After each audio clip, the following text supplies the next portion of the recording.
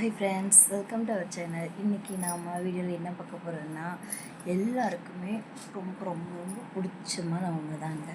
என்னென்னு பார்த்திங்கன்னா, தேங்காய் பால் சாதமும் அதுக்கு தொட்டுக்கிறதுக்கு பார்த்திங்கன்னா கேப்சிகம் முட்டை பொரியல் தாங்க. எப்படி செய்யுதுன்னு பார்க்கலாமா? அதுக்கு முன்னாடி நம்ம சேனலை நீங்கள் சப்ஸ்கிரைப் பண்ணலைன்னா சப்ஸ்கிரைப் பண்ணிக்கோங்க. வாங்க இப்போ வீடியோக்குள்ளே போகலாம். அதுக்கு ஃபஸ்ட்டு ஒரு தேங்காய் உரித்து அதில் வெட்டி அதுக்குள்ள இருக்க தேங்காவை எடுத்து மிக்ஸி ஜாரில் பால் எடுத்துக்கணும். ஒரு டம்ளர் அரிசிக்கு 2 டம்ளர் பால். ஃபஸ்ட்டு தேங்காவை கொஞ்சம் நல்லா அரைச்சிட்டு அதுக்கப்புறம் மிக்ஸியில் நல்லா தண்ணி ஊற்றி அரைச்சிங்கன்னு வச்சுக்கோங்க. தேங்காய் பால் சூப்பராக ரெடி ஆயிரும். ஃபஸ்ட்டு பால் எடுத்துகிட்டு 2வது பால் எடுத்துக்கோங்க. 3வதில் வேணால் 2 பால் மட்டும் எடுத்துக்கோங்க. அதுவே சரியாக போகும். நீங்கள் அரிசி எக்ஸ்ட்ரா வைக்குதுன்னா இன்னொரு தேங்காய் எடுத்துக்கோங்க. இது தேங்காய் பால் எவ்வளோ திக்காக இருக்கும் அவ்வளோ டேஸ்ட் இருக்கும். நான் 1 டம்ளருக்கு 2 டம்ளர் எடுத்திருக்கேன். அதுக்கு தேவையான பொருட்கள்: வெங்காயம், பச்சை மிளகா, தக்காளி, இஞ்சி பூண்டு பேஸ்ட்டு, ஒரு கைப்பிடி அளவு புதினா கொத்தமல்லி, ஸ்பைசஸ், அப்புறம் சீரகமும் சோம்பு. இப்போது குக்கரை வச்சு குக்கர் சூடானதும் எண்ணெய் சேர்த்துடலாம். எண்ணெய் சேர்த்துட்டு அதுக்கப்புறம் கொஞ்சமாக விருப்பம் இருந்தால் நெய் சேர்த்துக்கோங்க, இல்லைனா ஸ்கிப் பண்ணிவிடுங்க. இப்போது ஸ்பைசஸ் எல்லாம் பொரிய வச்சிடலாம். ஸ்பைசஸ் எல்லாம் ஓரளவு பொரிஞ்சிருச்சு. இப்போ பார்த்திங்கன்னா முந்திரி எடுத்துருக்கேன், முந்திரி சேர்த்துக்கிறேன். அது உங்களோட விருப்பம் தான். அதுக்கடுத்து பார்த்திங்கன்னா முந்திரி பொரிஞ்சு வந்ததும் கட் பண்ணி வச்சுருக்க 2 மீடியம் சைஸ் வெங்காயம் இருக்குல்ல, அதை சேர்த்துக்கலாம். சேர்த்து நல்லா வதக்கிடலாம். நான் இன்றைக்கி பார்த்திங்கன்னா ஒரு 3 பேர் சாப்பிட்ற அளவுக்கு மட்டும் தான் செய்கிறேன், அதனால் கொஞ்சமாக இருக்கும். நீங்கள் உங்களுக்கு ஏற்ற மாதிரி எல்லா பொருளையும் சரி பண்ணிக்கோங்க.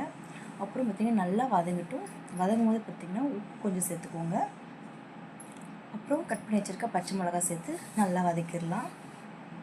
இது ஓரளவு வதங்கி வந்ததுக்கப்புறம் பார்த்திங்கன்னா இஞ்சி பூண்டு பேஸ்ட் இருக்குல்ல, அதையும் சேர்த்துடலாம். அது பேஸ்ட் கிடையாது, நான் இடித்து வச்சுருக்கேன். இடித்து சேர்க்கும்போது பார்த்திங்கன்னா வாசனை நல்லாயிருக்கும். அப்புறம் உப்பு சேர்த்துட்டு நல்லா வதக்கிடலாம். உப்பு சேர்க்குற பார்த்திங்கன்னா சீக்கிரமாக வதங்கிடும். பாருங்கள், இப்போ நல்லா ஓரளவு வதங்கி வந்துருச்சு. இப்போ நம்ம கட் பண்ணி வச்சுருக்க தக்காளி சேர்த்துட்டு தக்காளி நல்லா வதங்கினதுக்கப்புறமா அதாவது புதினா கொத்தமல்லி இருக்குல்ல, அதை அப்படியே சேர்த்து நல்லா வதக்கிடலாம். இது பார்த்திங்கன்னா நல்லா வதங்கி வரட்டும். உண்மையிலே சொல்கிறேன், நீங்கள் ஒரு டைம் இப்படி கண்டிப்பாக ட்ரை பண்ணுங்கள், எல்லாருக்கும் ரொம்ப பிடிக்கும். இதுக்கு அவ்வளோவா எந்த மசாலாவும் நம்ம சேர்க்குறதில்ல. அவ்வளோதான். இப்போ நம்ம தேங்காய் பால் எடுத்து வச்சுருக்கோம்ல, 1 கப்புக்கு 2 கப்பு தேங்காய் பால் சேர்த்து லேசாக கொதி வரணும். அந்த நுரை வருதில்ல, அந்த ஸ்டேஜில் நம்ம அரிசி சேர்த்துடணும்.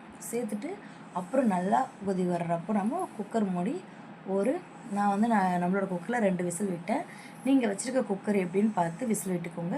இதுக்காக பார்த்திங்கன்னா நான் பாஸ்மதி அரிசி அது இதெல்லாம் எடுக்கலை. நார்மலாக வீட்டில் இருக்கிற அரிசி வச்சு தான் நான் செஞ்சுருக்கேன். ஆனால் சூப்பராக இருந்துச்சு டேஸ்ட்டு. கண்டிப்பாக நீங்கள் ட்ரை பண்ணி பாருங்கள்.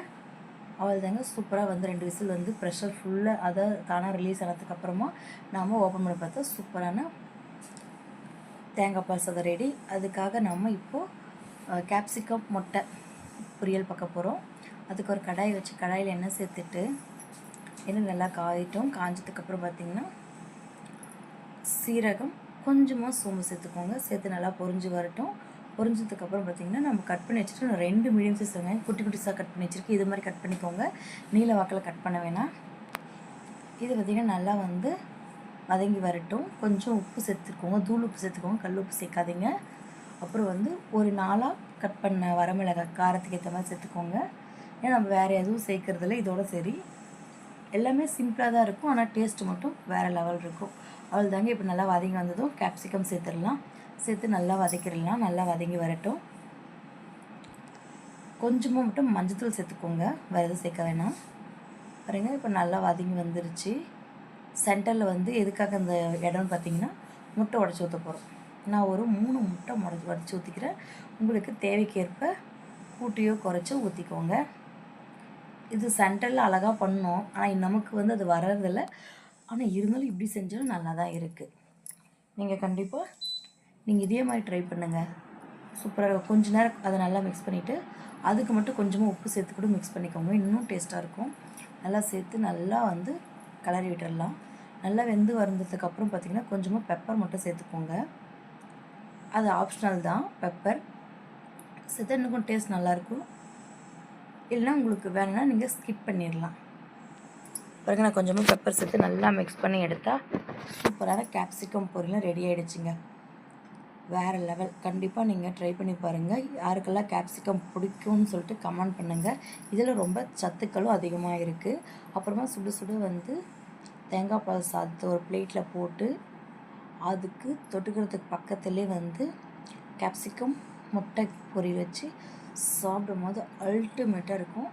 அப்புறம் என்னங்க, ட்ரை பண்ணி பார்த்துட்டு உங்களுக்கு பிடிச்சிருந்தா லைக் பண்ணுங்கள், ஷேர் பண்ணுங்கள், மறக்காமல் நம்ம சேனலை சப்ஸ்கிரைப் பண்ணிடுங்க. பாய் ஃப்ரெண்ட்ஸ், நெக்ஸ்ட் வீடியோ பார்க்கலாம்.